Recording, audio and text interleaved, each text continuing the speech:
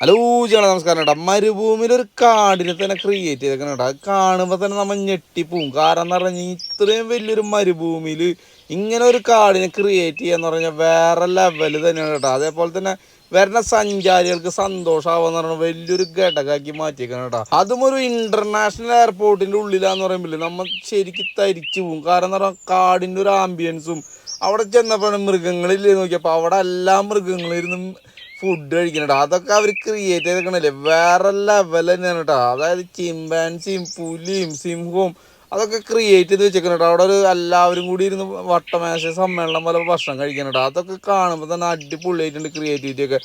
ഈ കാടിൻ്റെ ഉള്ളിൽ ആ കിളികൾ കരയണ സൗണ്ടും അതേപോലെ തന്നെ വെള്ളത്തിൻ്റെ അരുവിയൊക്കെ ഒരു സൗണ്ട് എഫക്റ്റിൽ കറക്റ്റ് ക്രിയേറ്റ് ചെയ്ത് വെച്ചിട്ടുണ്ട് കേട്ടോ. അത് ചെന്ന് കാണേണ്ട തന്നെയാണ്. ഒരു ഇൻ്റർനാഷണൽ എയർപോർട്ടിൻ്റെ ഉള്ളിൽ ഇങ്ങനെയൊക്കെ വരിക എന്ന് പറയാൻ തന്നെ വേറെ ലെവലാണ് കേട്ടോ. അതായത് കുറച്ച് ടൈമൊക്കെ കിട്ടുകയാണെങ്കിൽ എല്ലാവരും പോയി കാണാം. ഇത് നമ്മുടെ ഖത്തറിലെ ഹമദ് ഇൻ്റർനാഷണൽ എയർപോർട്ടാണ്, നമ്പർ 1 എയർപോർട്ടാണ്. അപ്പോൾ എല്ലാവരും വരുമ്പോൾ ഒന്ന് കണ്ടു നോക്കുക. അപ്പോൾ മസലാം.